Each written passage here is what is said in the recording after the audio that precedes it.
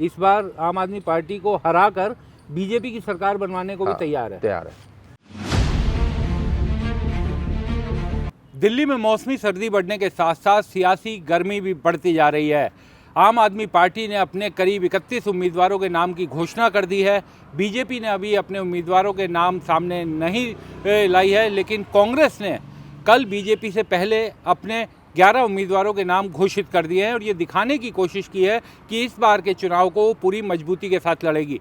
हमारे साथ वरिष्ठ पत्रकार हैं, कांग्रेस पर कई सालों से नज़र रखे हुए हैं आदेश, जो कांग्रेस की हर बारीकी को बड़ी बारीक तरीके से देखते हैं। आदेश, आपका स्वतंत्र पर आने के लिए बहुत बहुत शुक्रिया। Sir, thank you. आदेश, सबसे पहले तो मैं जानना चाहता हूँ, कांग्रेस की इस पहली लिस्ट को देखकर आपके दिमाग में क्या आया? मेरे दिमाग में ये आया कि यार ये जाग कैसे गए। मतलब कांग्रेस पार्टी कभी भी चुनाव की घोषणा हो जाती है, फिर वो उनकी कमेटी बनती है, फिर उसकी वो स्क्रीनिंग होती है, फिर स्क्रूटनी होती है, फिर वो सीसी में जाती है। लेकिन मुझे लगता है इस बार इन लोगों ने महाराष्ट्र और हरियाणा की हार से कुछ सीखा है और 21 लोगों की कल रात को सूची आई है, जिसमें जो प्रोमिनेंट फेसेस हैं, देवेंद्र यादव है, अनिल चौधरी है, फॉर्मर चीफ हैं, हारून यूसुफ हैं, रागनी नायक हैं, अभिषेक दत्त हैं, तो जेपी अग्रवाल के बेटे मधुत अग्रवाल हैं चांदनी चौक से, एक यूथ कर्ण का है गर्वित सिंघवी ग्रेटर क्लास से।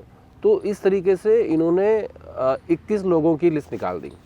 बट मुझे इससे ज़्यादा ये लगता है कि जिस तरीके से केजरीवाल और कांग्रेस के बीच अलायंस की बात हो रही थी या अभी भी हो रही है, हालांकि कोई इसकी आधिकारिक जानकारी नहीं है हमारे पास, लेकिन एक चर्चा है कि अगर ये दोनों नहीं मिले तो उसका फ़ायदा बीजेपी को मिल जाएगा। और उधर से केजरीवाल जी ने अपनी लिस्ट निकाल दी, इधर कांग्रेस ने निकाल दी, बीजेपी शांत बैठी हुई है। तो थोड़ा सा सरप्राइजिंग लगा मुझे। कांग्रेस पार्टी का जो काम करने का तरीका है ओवरऑल, जो मैंने पिछले सालों में देखा है, समझा है, उससे बहुत डिफर था।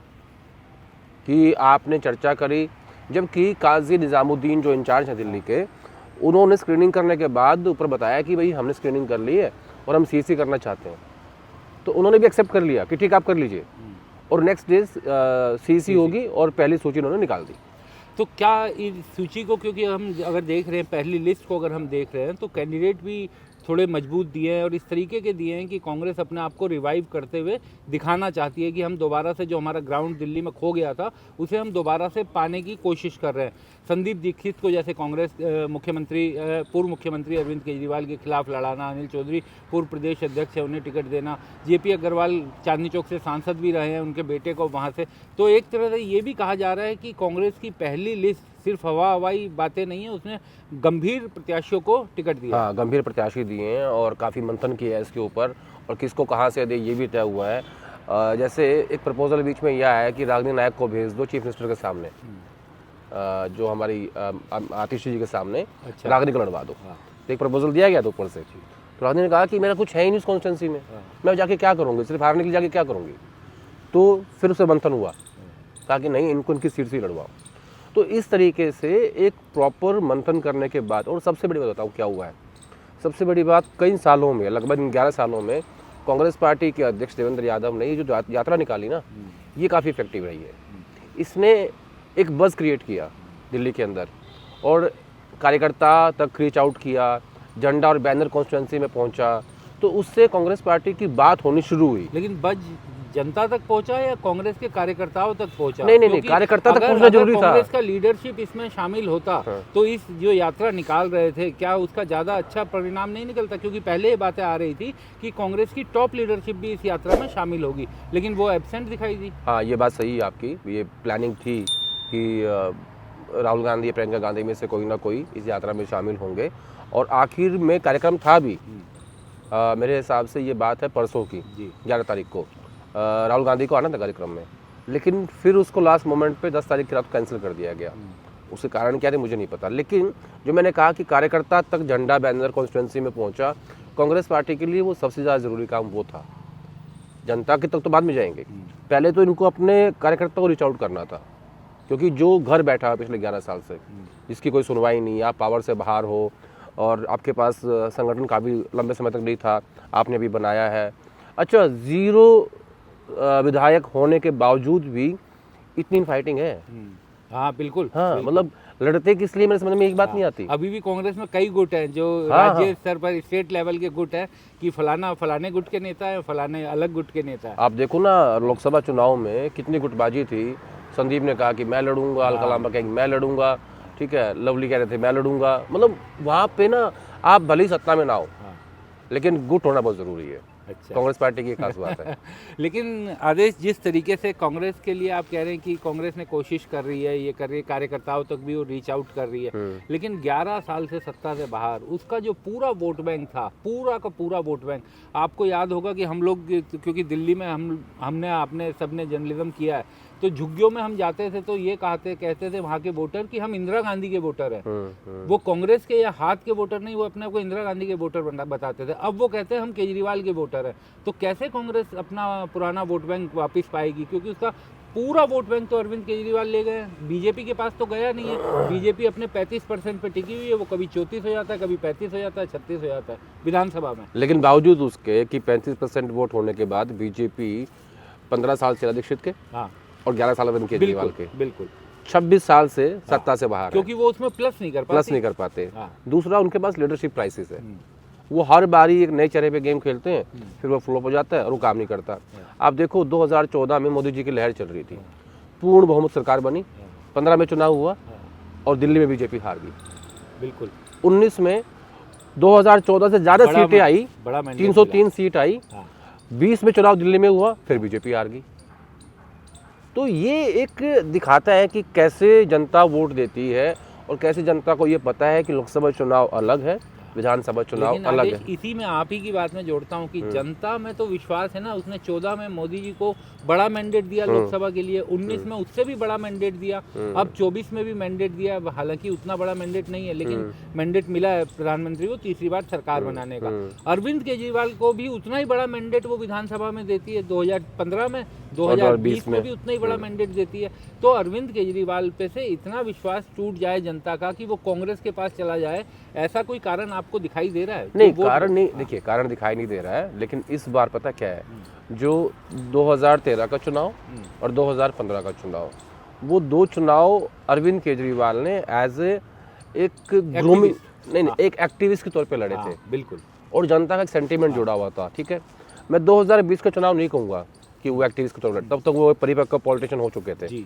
उन्होंने वो सारे मापदंड तोड़ दिए थे जो पीछे वो सब पीछे छूट गया था। वो बिल्कुल ठीक, जो चीज़ें जुड़ी हुई थी आंदोलन से खास तौर पे। अब मैं आता हूँ कि 2020 पे, लेकिन अब ना एक डेंट लगा है अरविंद के ऊपर, वो है ये शराब पॉलिसी का। अब जनता अगर फिर से वही मैंडेट देती है तो जनता ये मानेगी, और अरविंद तो ये खुद ये बात बोलते हैं, हाँ, उन्होंने तो कि मैं जनता के बीच जा रहा हूँ, अब वो इंसाफ करेंगे, ठीक है।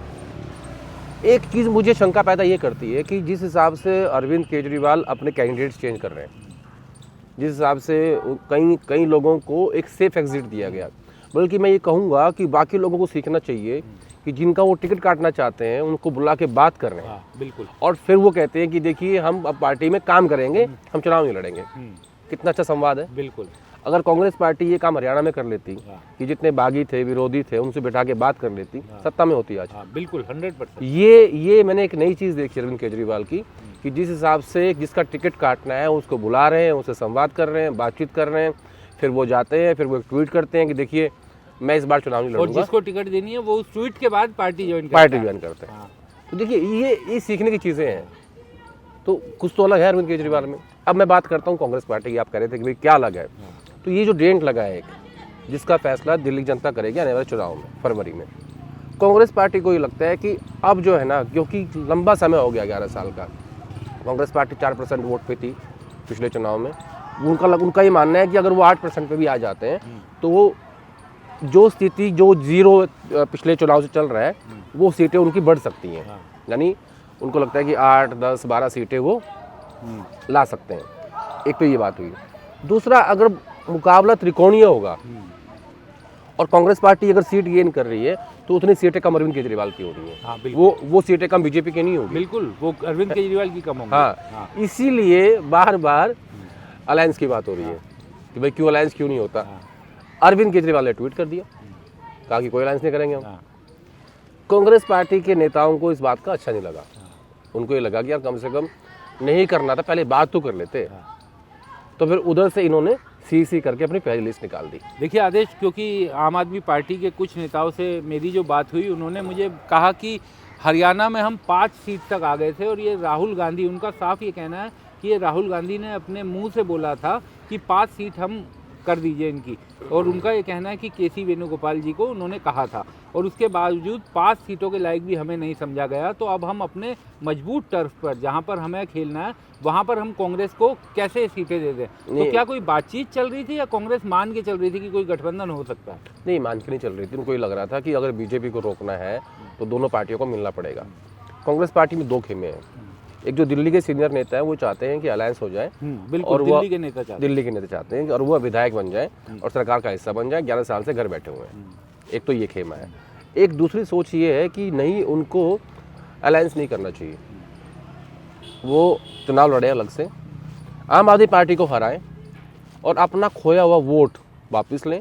सरकार भले ही बीजेपी की बन जाए, ताकि लॉन्ग टर्म में कांग्रेस पार्टी वहाँ खड़ी हो सके। यानी कांग्रेस का एक खेमा इस बार आम आदमी पार्टी को हरा कर बीजेपी की सरकार बनवाने को भी तैयार है।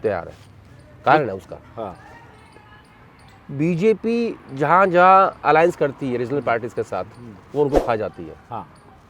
कांग्रेस जहाँ जहाँ अलायंस करती है रीजनल पार्टी कांग्रेस को खा जाती है। बिल्कुल सही बात, ठीक है, ठीक बात। कारण है उसका। हाँ। तो कांग्रेस पार्टी के कई स्ट्रैटेजीज जो है, जो ऊपर बैठे हुए हैं, उनका ये मानना है कि लॉन्ग टर्म में अगर कांग्रेस पार्टी को दिल्ली में सर्वाइव करना है तो उन्हें समझौता नहीं करना चाहिए। सरकार भले ही अरविंद की बने या बीजेपी की बन जाए, लेकिन आप अपना खोया हुआ वर्कर, अपना वोट बैंक, उसको वापस लेके आओ। कितना ला सकते हो उसके लिए काम करो। और ऐसा लग रहा है कि ये जो गुट है जिसकी आप बात कर रहे हैं, जो अकेला लड़ना चाहता है, या ये मान के चल रहा है कि हम जीते या हारे, हमें अपनी पुरानी ज़मीन खोनी चाहिए, खोई हुई ज़मीन पानी चाहिए। वही गुट ज़्यादा हावी दिखाई दे रहा है और लग रहा है कि उसी रास्ते पे अब कांग्रेस पार्टी और ये चुनाव जाता हुआ दिखाई दे रहा है। देखो राव साहब, पता क्या है, कांग्रेस पार्टी में ना कौन सा गुट हावी है और कौन सा नहीं, ये कुछ नहीं पता होता। कांग्रेस पार्टी ना बहुत डिफरेंट पार्टी है। यहाँ आपको लगेगा कि यार राहुल गांधी का गुट बड़ा हावी है, राहुल गांधी बहुत हावी है, कई बार उनकी बात भी नहीं मानते। ये बात तो मैं इसलिए भी कहूँगा क्योंकि आम आदमी पार्टी का कहना है कि राहुल गांधी ने कहा था 5 सीटें दे दो, और उनकी बात भी नहीं मानी गई। सीईसी की मीटिंग चल रही थी, सीईसी की मीटिंग चल रही थी हरियाणा की। उसमें राहुल गांधी ने कहा कि देखो, मैं इंडिया अलायंस का नेता हूँ, नेता प्रतिपक्ष, खाली कांग्रेस पार्टी का नहीं हूँ। मेरा फर्ज ये बनता है कि हम सबको साथ लेके चलें, और मैं आप लोगों से कहना चाहता हूँ कि अगर आप कुछ सीटें एडजस्ट कर सकते हो तो आम आदमी पार्टी को भी दे दो, लेकिन स्टेट लीडरशिप विचार कर ले। राहुल गांधी ना बहुत लोकतांत्रिक आदमी है अंदर से, और कांग्रेस पार्टी बहुत लोकतांत्रिक है, इसीलिए भुगत भी रही है। मतलब इतनी ज़्यादा इंटरनल डेमोक्रेसी अच्छी नहीं होती। तो उन्होंने कह दिया, स्टेट लीडरशिप ने तय कर लिया कि नहीं, हम तो नहीं देंगे। हाँ, वो पहले से तैयार थे कि हम नहीं करेंगे गठबंधन। मुझे ऐसा लगता है कि आखिर में 3 सीट पे ही मान जाते। बिल्कुल, आप कह रहे, सही कह रहे। ठीक है, अगर बातचीत होती तो। और उधर से 1-2 नेता है जो सेकेंड लीडरशिप में आते हैं, उनकी कमेटी बना दी, और उनको बात करनी थी राघव चड्ढा के साथ। हाँ। अब राघव उनको फ़ोन कर रहे हैं, वो कह रहे आते हैं जी, आ ही नहीं रहा कोई। तो उसको ना, मतलब धीरे धीरे जो कांग्रेस पार्टी स्ट्रैटेजी होती है ना, ठंडा करके खाते हैं बहुत ज़्यादा। अब देखो, हरियाणा चुनाव आ रहे थे, अक्टूबर की बात है, दिसंबर चल रहा है, बेड़ा आ गया, कोई एक्शन नहीं हुआ, ना ही संगठन पे कोई एक्शन हुआ, ना प्रदेश अध्यक्ष पे, ना सीएलपी पे। महाराष्ट्र भी हार गए, और इतनी बड़ी हार थी जिसके बाद कहा गया था कि कमेटी, और तुरंत लग रहा था कि अगर बीजेपी जैसी पार्टी होती तुरंत एक्शन होता हुआ दिखाई देता, तुरंत ये लगता कि अपनी अब अगली गलती से सीखने को तैयार है। ये पार्टी नहीं करती। उसके बाद दूसरा चुनाव भी हार गए। ये पार्टी नहीं करती ऐसा, ये बहुत डिफरेंट है। मतलब मैं इसके बारे में हमेशा कहता हूँ कि ये हरियाणा की रोडवेज की बस है, इसके पिछले क्या होता है, या तो यूँ चल लेगी, वो फिट बैठता है कांग्रेस के लिए, तो वो अपना चलने का स्टाइल नहीं बदलेगी, वो वैसे ही चलेगी, चाहे एक्सीडेंट होते रहें, चाहे रफ्तार से अपनी मंजिल पे पहुंचे ना पहुंचे।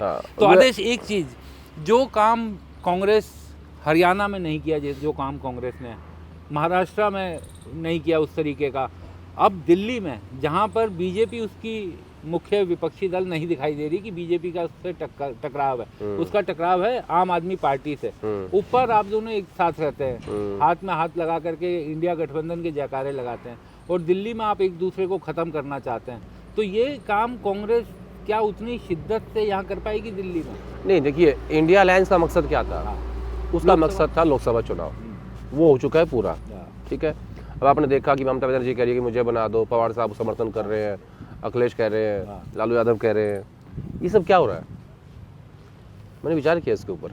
आप देखो, जब वाइस प्रेसिडेंट को लेकर विश्वास प्रस्ताव लाए तो पूरा अलायंस इकट्ठा था, और गौतम अडानी की बात आती है हाँ, तो अलायंस बिगड़ जाता है, अलायंस बिखर जाता है। ठीक है।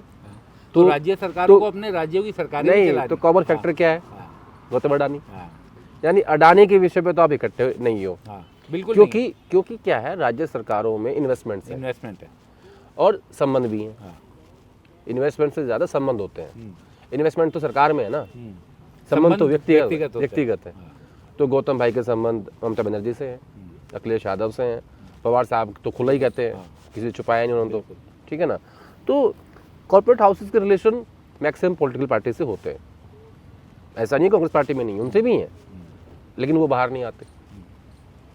लेकिन जो राहुल गांधी की लीडरशिप है वो उस चीज़ को लेके ज़्यादातर हमलावर वो रहती है। जो बाकी नेता है नीचे वाले, हाँ, वो भी और उस जो तरीके के हमलावर। खास तौर पे जो सोनिया गांधी की कांग्रेस है, हाँ, उस लीग के कोई नेता नहीं दिखाई देते। वो बोलते भी वो नहीं, बोलते भी नहीं। वो तो एक ट्वीट भी नहीं करते। बिल्कुल बिल्कुल। अब हम बात कर रहे थे कि भाई अलायंस का मकसद पूरा हो चुका है। अब सब विधानसभा चुनाव को लेके कोई अलायंस की बात नहीं थी। राहुल गांधी ने इसकी शुरुआत की थी हरियाणा में, लेकिन वो सफल नहीं हो पाए उसमें। तो मुझे ऐसा लगता है कि अब जितने चुनाव होंगे आगे आगे होंगे, उन सब में मैक्सिमम पार्टीज ऐसे ही चलेंगी। अरविंद केजरीवाल जो है, आम आदमी पार्टी जो है ना, वो इंडिया अलायंस का हिस्सा है, वो यूपीए का हिस्सा नहीं है। वो इंडिया अलायंस है, इंडिया का हिस्सा है, उसमें फर्क है। समाजवादी पार्टी यूपीए का हिस्सा है, बिल्कुल। शरद पवार यूपीए का हिस्सा है, आरजेडी यूपीए का हिस्सा है, ये फर्क है। और ममता बनर्जी को भी मैं ना वैसे नहीं देखता कि वो स्ट्रॉन्ग अलाई है इंडिया की। वो अलग से लड़ रही थी अपना, ना मीटिंग में आ रही थी। उन्होंने क्या शेयर दिया वेस्ट बंगाल में कांग्रेस पार्टी को? उन्हें उस तरीके की ज़रूरत भी नहीं महसूस हाँ। होती ना इंडिया अलायंस में, कांग्रेस की खास तौर पे, कि अपने राज्य में अगर ज़रूरत महसूस हो तो वो भी, जिस तरीके से अखिलेश को ये मालूम है कि कांग्रेस अगर साथ लड़ते हैं तो चाहे 2% 5% जो भी है फ़ायदा होगा, ममता को वो दिखाई नहीं देता अपने नहीं, राज्य अखिलेश का मैं ये कहूंगा कि समाजवादी पार्टी को लोकसभा चुनाव में बहुत में। फायदा हाँ, हुआ बिल्कुल है, फ़ायदा हुआ। और 100 कांग्रेस दिखाई पार्टी दिया के है। इश्यूज के कारण हुआ। हाँ। और सबसे बड़ा इशू था संविधान का। हाँ, आप देखो कि मायावती का वोट बैंक, दलित वोट पूरा बैंक पूरा वोट बैंक समाजवादी पार्टी को पड़ पूरा आ गया। हाँ। नहीं, वो पड़ा बेसिकली इंडिया अलायंस को। हाँ, वो गया उनके खाते में पार्टी। और हाँ, और कास्ट सेंसस के मुद्दे पे आपको ईस्टर्न यूपी में भी वोट आया है, मैंने लेटर देखा था। बिल्कुल। हम फिर से एक बार दिल्ली पे ही केंद्रित रहते हैं आदेश, क्योंकि दिल्ली के चुनाव को लेकर के मैं माफी चाहता हूँ, मैं भटक जाता हूँ। हाँ, देश दुनिया की पूरी नजरें लगी हुई हैं, क्योंकि सब ये जानना चाहते हैं कि केजरीवाल रहेंगे या जाएंगे। सबके दिमाग में ये सवाल है। ये ना केवल दिल्ली बल्कि देश की राजनीति में भी लोग जानना चाहते हैं, और विदेश में भी नजरें लगाए हुए हैं। तो आज की स्थिति में आपको क्या लगता है कि कांग्रेस क्या इस तरीके से चुनाव लड़ पाएगी कि वो केजरीवाल के जाने का या केजरीवाल के रहने का कारण बन सकती है? देखिए, जिस हिसाब से ये तैयारी कर रहे हैं, जिस हिसाब से लिस्ट आई है, जिस हिसाब से, मैंने आपके यहाँ आने से पहले किसी से पूछा, मैंने कहा क्या चल रहा है अलायंस का? बोले कुछ नहीं, कोई बात ही नहीं हो रही है। मैं बार बार अलायंस पे क्यों आ रहा हूँ? क्योंकि मुझे ऐसा लगता है कि अगर त्रिकोणीय फाइट होगी तो नुकसान होगा अरविंद को। ये मेरा, कांग्रेस को फायदा होगा। हाँ, कांग्रेस को फायदा होगा त्रिकोणीय फाइट में, क्योंकि एक जो मुस्लिम वोट बैंक है ना, वो आज की डेट में अरविंद के पास नहीं जाएगा, वो उधर जाएगा। भले ही उन्होंने कांग्रेस पार्टी के मुस्लिम कैंडिडेट्स को तोड़ लिया हो, लेकिन वो उतना काम नहीं करेगा। और जो सर्वेज हो रहे हैं, अगर कांग्रेस पार्टी 4% से 8% पे भी आ गई ना, तब भी बहुत भारी नुकसान झेलना पड़ सकता है आम आदमी पार्टी को। लेकिन आदेश में फिर से उसी पर आऊँगा कि कांग्रेस तो यानी इस पोजीशन में दिखाई दे रही कि हम भले ही जीते ना जीते आपका खेल बिगाड़ देंगे। तो क्या कांग्रेस में ये सोच खेल नहीं बिगाड़ हाँ। देंगे। अगर ऐसे ही देखना था ना, तो फिर अरविंद को भी इनिशिएट करना चाहिए था, ठीक है ना। चीफ मिनिस्टर अरविंद को बनना है। बड़ा स्टेक किसका है? उन्हीं का है ना। आपकी पार्टी के मुख्यमंत्री हो। जो हरियाणा में फैसला राहुल गांधी और भूपेंद्र सिंह हुड्डा साहब को लेना था, वो यहाँ पे अरविंद केजरीवाल को लेना है। तो अगर देखो, दोनों पार्टी सर्वे करवाती है, सारी पार्टी करवाती है, तो अरविंद ने भी करवाया होगा, कांग्रेस ने भी करवाया है। उनको लग रहा है कि नहीं, हम पहले से बेहतर स्थिति में हैं। कल आपने एक स्टेटमेंट देखा संदीप दीक्षित का, उन्होंने कहा कि मैं एक बात आपको बता देता हूँ कि हमारे बिना हाँ। किसी की गवर्नमेंट नहीं बनेगी। अच्छा, तो बीजेपी के साथ तो जाएंगे नहीं। तो जा नहीं सकते, हाँ, है ना, हाँ, तो वो तो पॉसिबल नहीं है। हाँ, तो फिर बचा क्या भाई? या तो ये हो रहा है कि आप पोस्ट पोल सिनेरियो ढूंढ रहे हो हाँ, 2013 की तरह, या तो वो स्थिति पैदा हो जाए, लेकिन वैसी स्थिति भी नहीं है। तो अभी क्या है ना, अभी जिस हिसाब से कैंडिडेट्स अनाउंस कर रहे हैं, सबके कैंडिडेट आए नहीं हैं। बीजेपी का फेस कौन होगा पता नहीं है।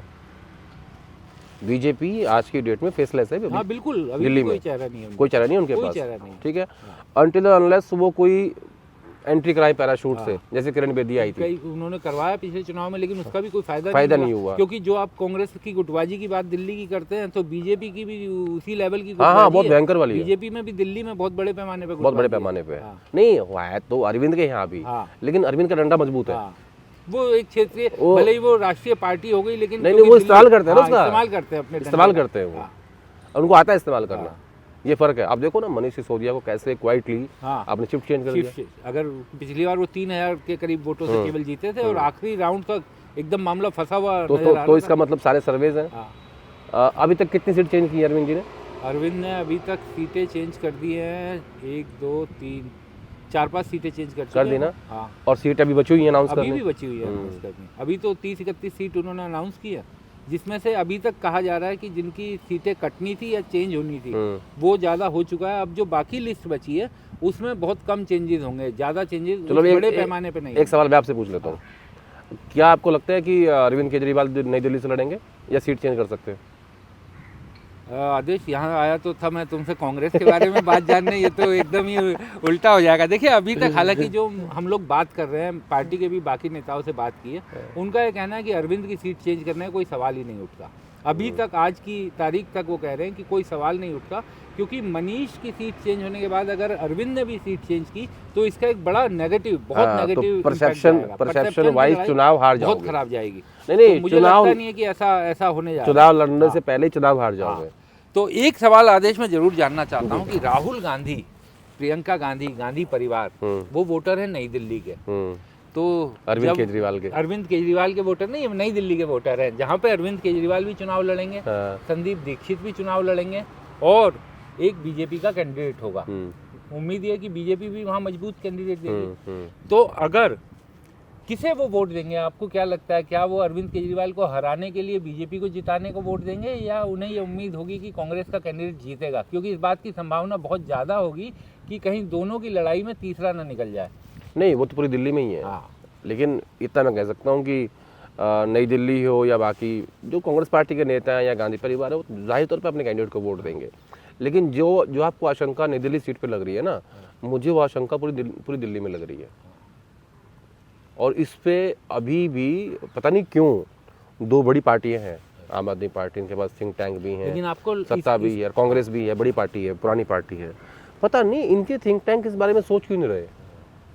मैं इस बात को लेके, मतलब मुझे बड़ा सरप्राइजिंग लग रहा है। लेकिन आदेश, क्या आपको लगता है कि जिस अरविंद केजरीवाल ने 2013, अगर हम बात करें उनके चुनाव की शुरुआत की, तो उन्होंने शीला दीक्षित के खिलाफ जब चुनाव लड़ा था, कोई सोच नहीं सकता था कि शीला दीक्षित को दिल्ली में हराया जा सकता है। आज भी लोग उनके विकास कार्यों को याद करते हैं, लेकिन उन्होंने ना केवल शीला दीक्षित को हराया, बल्कि पूरी कांग्रेस पार्टी की दिल्ली की राजनीति खत्म कर दी। तो क्या आपको लगता है कि उनका बेटा संदीप दीक्षित अब वहाँ से उस सीट पर, इस कमजोर हालत में, क्योंकि उस समय कांग्रेस की स्थिति भी मजबूत थी, उस लेवल पे ऐसा नहीं था कि उसके पास कार्यकर्ता नहीं थे, समर्थक नहीं थे, जनता नहीं थी, लेकिन इस स्थिति में क्या संदीप कांग्रेस की तरफ से एक मजबूत कंटेंडर हो पाएंगे अरविंद के खिलाफ? संदीप से बेहतर को था नहीं कांग्रेस के पास, क्योंकि क्या हुआ है इन पिछले 10-11 सालों में कांग्रेस पार्टी की लीडरशिप डेवलप नहीं हो पाई दिल्ली में, क्योंकि सरकार नहीं है, आप सत्ता से बाहर हो, पूरा वोट बैंक आपका शिफ्ट हो गया अरविंद केजरीवाल के पास, और उसका ये जो लीडरशिप डेवलपमेंट था वो हुआ ही नहीं। एक्सपेरिमेंट हो रहा है, कभी अजमा खान आ गए, कभी अनिल चौधरी आ गए, अब देवेंद्र यादव आ गए, तो संदीप से बेहतर कुछ था नहीं। दूसरा, क्योंकि संदीप हाई प्रोफाइल है, पूर्व सांसद है, शीला जी का बड़ा पूर्व सांसद है, शीला जी के बेटे, तो इनको ये लगता है कि यार कहीं सेंटिमेंट न जाग जाए कि यार अरविंद ने शीला जी को हराया था, तो इस बार संदीप को जिता दो।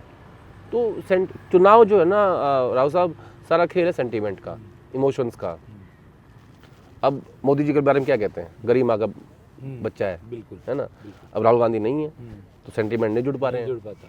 ठीक है। तो मुझे लगता है कि संदीप से बेहतर को था नहीं कैंडिडेट, इसलिए संदीप को उतारा गया। आपने अपने अभी कुछ देर पहले अल्पसंख्यकों की बात की कि अल्पसंख्यक वर्ग खासतौर पर मुस्लिम वो कांग्रेस का परंपरागत वोटर होता था दिल्ली में, और दूसरा झुग्गी बस्तियों में बड़ी पैमाने पे बड़ी आबादी दिल्ली की रहती है जो एक बड़ा वोट बैंक है।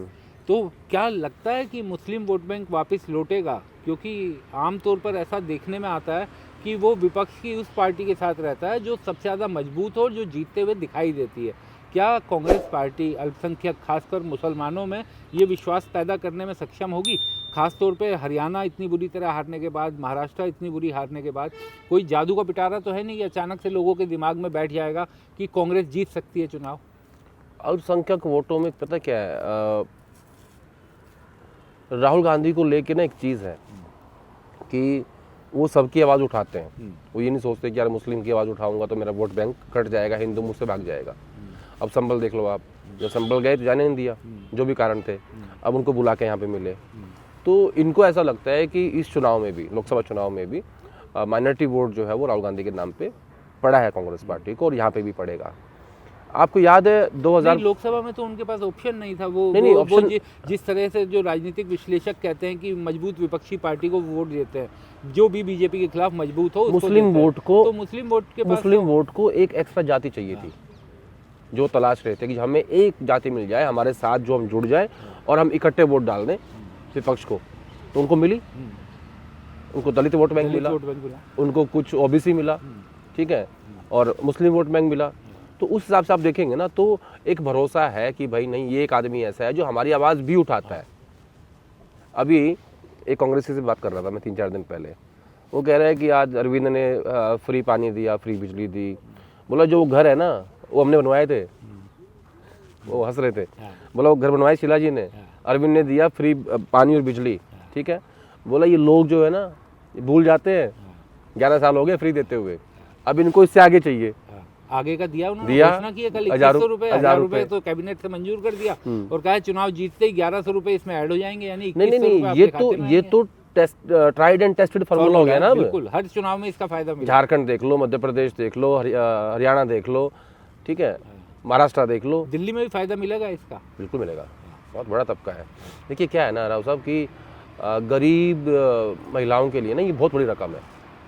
हम लोगों को लगता है कि नहीं यार 1000 रुपये दे दे क्या हो जाएगा, हम जब उनके हिसाब से सोचेंगे ना नहीं, तब 1100 रुपये एक अच्छी रकम है। और महिलाओं के लिए मैं देखता हूं कि जो कामकाजी महिलाओं के लिए अरविंद केजरीवाल ने दिल्ली में हर वर्ग की महिलाओं के लिए डीटीसी में बसों में ट्रैवल फ्री किया हुआ है। तो आप डीटीसी बसों में देखिए पुरुष कम दिखाई देते हैं, महिलाएं ज़्यादा दिखाई देती है, क्योंकि मेट्रो सस्ता ऑप्शन नहीं है, मेट्रो का किराया कोई सस्ता ऑप्शन नहीं है। तो फ्री बस मिल रहा है उन्हें, और अब 2100 रुपये की घोषणा कर दी है। तो कहीं ना कहीं अरविंद के लिए भी ये बड़ा पॉजिटिव है। ये जो यहाँ पे इसका नाम क्या रखा मुझे पता नहीं, जैसे लाडली बहन योजना थी या महिला सम्मान योजना, यहाँ पे महिला सम्मान योजना है। तो ये तो ट्राइड एंड टेस्टेड है, हर राज्य में इसका आपको उदाहरण मिल जाएगा। इवन मैं तो ये भी कहूँगा कि लोकसभा चुनाव में भी तो बीजेपी को वोट पड़ा, उसमें एक बड़ा वर्ग बेनिफिशियरी भी थे, इनको राशन मिलता है। बिल्कुल। तो ये तो हिंदुस्तान में ट्राइड एंड टेस्टेड है, जिसका फ़ायदा अरविंद केजरीवाल को दिल्ली में भी मिलेगा, उसमें कोई शक नहीं है। लेकिन मुझे लगता है कि चुनाव से पहले ये एक ही किस्त दे पाएंगे 1000 रुपये की। 1000 रुपये वो भी बहुत मुश्किल है। उसमें भी बहुत कम चांस है कि वो किस्त जा पाएगी चुनाव से पहले। हाँ, लेकिन अगर किस्त चली गई, क्योंकि दिल्ली बाकी राज्यों की सरकारों की तरह नहीं है। हाँ, एलजी साहब है, सब बहुत चीज़ है। लेकिन मैं आपको बताता हूँ एक बात, अगर किस्त नहीं गई तो फायदा नहीं मिलेगा, अगर किस्त चली गई तो फायदा मिल जाएगा।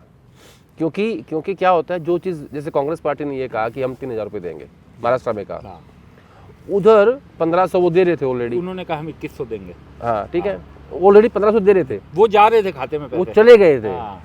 तो जो चीज़ पहुंच जाती है ना, उस पर विश्वास ज़्यादा विश्वास हो जनता को। तो जनता ही सोचती है कि यार ये तो दे रहा है ऑलरेडी, वो देगा 2100 या 2500 या 3000, बाद की बात देखेंगे। अभी जो दे रहा है ना वो ठीक है। आदेश, बस चलते एक आखिरी सवाल कि आम आदमी पार्टी अपने 30-31 उम्मीदवारों के नाम घोषित कर चुकी है, कांग्रेस ने भी अपनी पहली लिस्ट तुरंत डाल दी है। आप कह रहे हैं कि कांग्रेस के हिसाब से बड़ा अजीब आपको लगा कि तेजी से उन्होंने काम किया। क्या दोनों तरफ के लोग अभी भी अपने आप को थोड़ा तोल रहे हैं कि एक किसी ने लिस्ट दी, इन्होंने भी अपनी लिस्ट दे दी कि अभी भी कोई बातचीत हो जाए, कोई गुंजाइश हो जाए? मुझे लग रहा है दोनों तरफ से प्रेशर टैक्टिस हो रही है। पहले शुरुआत हुई अरविंद केजरीवाल के ट्वीट से, तो अरविंद ने दबाया उनको, हमें नहीं करना तुमसे अलायंस। अब इन्होंने लिस्ट निकाल दी, अभी हमें भी जरूरत नहीं है। लेकिन जो कांग्रेस पार्टी की ऊपर की लीडरशिप है, टॉप लीडरशिप, वो नहीं बोल रही है। स्टेटमेंट आया देवेंद्र यादव का, हम अलायंस नहीं करेंगे, ठीक है। तो मेरी जो थोड़ी बहुत राजनीतिक समझ है वो ये कहती है कि दोनों तरफ से दबाव डाल रहे हैं। अभी इलेक्शन अनाउंस होंगे मेरे हिसाब से अगले महीने, ठीक है। जनवरी में, जनवरी फर्स्ट, फरवरी मिड, जनवरी फर्स्ट वीक में जनरली हो जाने चाहिए, सेकंड ठीक है। वीक में। तो अभी ना राजनीति में 20 दिन बहुत लंबा समय होता है, मतलब 2 दिन बाद क्या होगा हमें ये नहीं पता। तो मुझे ऐसा लगता है कि समझौते के दरवाजे अभी खुले हैं, ऐसा मुझे लगता है। और वो होने के उम्मीद है, यानी आपको लगता है कि दोनों पार्टी में कुछ नेता ऐसे हैं जो ये करना भी चाहते हैं, जो ये उम्मीद भी कर रहे हैं कि ये हो जाए तो हमारे लिए अच्छा होगा? हाँ, अगर बीजेपी को रोकना है तो इन दोनों को मिलना पड़ेगा। और अगर ये दोनों नहीं मिले तो क्या इस तरह की स्थिति दिल्ली में बन सकती है कि बीजेपी बिना फेस भी इन दोनों से आगे निकल जाए? बन सकती है, बन सकती है। बेनिफिशरीज, हाँ, वो जो मैंने कहा ना, राशन और ये सब जो चल रहा है, हाँ, फ्री वाला राशन, हाँ। क्योंकि अरविंद की जो किस्त 1000 रुपये जा नहीं पाएगी, वो जो ज़्यादा संभालो, जो महिला वाली, हाँ, वो संभावना नहीं है जा कि वो पाएगी, नहीं जा पाएगी। हाँ। वो उन्होंने वादा तो कर दिया है। हाँ। लेकिन अगर ये तीनों पार्टियां अलग अलग लड़ी तो इसमें सबसे बड़ा नुकसान अरविंद केजरीवाल का होगा, ऐसा मेरी समझ के। और सबसे बड़ा फायदा? फायदा नहीं कह सकते अभी किसका होगा, उस स्थिति में तो फिर बीजेपी का होगा, अगर तीनों अलग अलग लड़ेंगे तो। अगर त्रिकोणीय फाइट हुई तो निश्चित तौर पे बीजेपी सबसे बड़ी पार्टी बनते हुए दिखाई नहीं, देगी। क्योंकि वो खड़ी 35% पे, वो से शुरुआत उसको तो बूस्ट चाहिए 2 का 3% का, उसे उतना ही चाहिए, ज्यादा जो नहीं उसे चाहिए, लोकसभा में मिल जाता है लेकिन विधानसभा में नहीं मिल पाता। हाँ। तो अगर 2%, 2.5%, 3% का बूस्ट मिल गया उसको तो वो तो पार है, और उतना ही चाहिए कांग्रेस पार्टी को। मैं आपको ले सकता हूँ गुजरात, 17 के चुनाव में जितना वोट कांग्रेस पार्टी को मिला, 22 के चुनाव में वो वोट, उतना ही वोट, लगभग 40% आम आदमी पार्टी और कांग्रेस के बीच बट गया। बिल्कुल बिल्कुल। और उसका मेजर स्टेक हाँ, आम आदमी पार्टी के पास है, हाँ, ठीक है। बिल्कुल। अगर उसका जोड़ दूँ हाँ, तो बीजेपी हार जाएगी, बीजेपी हार जाएगी।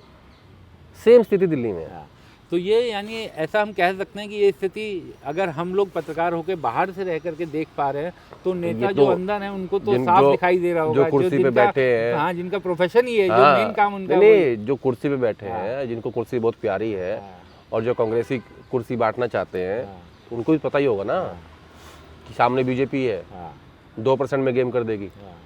तो दोनों तरफ से प्रेशर टैक्टिस हो रही है, दरवाजे खुल रहे हैं। एक बस अंतिम सवाल पूछ करके मैं आदेश बातचीत को रोकेंगे कि आज की तारीख में दिल्ली में अगर मैं पूछना चाहूँ कि कांग्रेस के लिए आम आदमी पार्टी को हराना ज़्यादा बड़ा है उसके लिए, या फिर बीजेपी की सरकार आ जाए उस कीमत पर, क्या ज़्यादा बड़ा आप मानते हैं कि दोनों में से कांग्रेस किसे स्वीकार कर लेगी? नहीं, कांग्रेस को कोई ज़्यादा फर्क नहीं पड़ता। देश में जो माहौल चल रहा है ना, या जिस हिसाब से विपक्षी पार्टियां हार रही हैं, उस हिसाब से कांग्रेस पार्टी की प्रायोरिटी होनी ये चाहिए कि भाई वो किसी तरीके से बीजेपी को रोके, क्योंकि कांग्रेस पार्टी बड़ी पार्टी है, देश की सबसे बड़ी पार्टी है, मुख्य विपक्षी पार्टी है, तो वो आपका फर्ज बनता है। एलओपी भी आपके पास है। लेकिन अगर कांग्रेस पार्टी के वर्कर की बात सुनो या कांग्रेस पार्टी के दिल्ली के नेता की बात सुनो, तो उनको ये लगता है कि नहीं, हमें जो घर बिठाया है वो अरविंद ने बिठाया, बिल्कुल, और उनकी बात जायज़ है, और हमें अपना वो खोया हुआ वोट बैंक पाना है। तो उसमें वही दो मत है। लेकिन देश की परिस्थिति ये कहती है, देश की राजनीति में बैलेंस होना चाहिए। वो बैलेंस कैसे आएगा? जब आप बीजेपी को दिल्ली में रोक दोगे तब बैलेंस आएगा, क्योंकि आप लगातार 2 स्टेट हार गए हो, बड़े स्टेट हारे हो। परसेप्शन का खेल है ना, परसेप्शन का खेल। तो देखते हैं आदेश की क्या कांग्रेस पार्टी और आम आदमी पार्टी इस मामले में फैसला उठाती है। दिल्ली के मसले पर इसी तरीके से तमाम विशेषज्ञ, तमाम एक्सपर्ट्स के साथ हम लोग बात करते रहेंगे। आप लोगों से अनुरोध है कि हमारा चैनल स्वतंत्र देखते रहिए, इसे लाइक कीजिए, सब्सक्राइब कीजिए, आप भी कीजिए और अपने दोस्तों से भी करवाइए। शुक्रिया।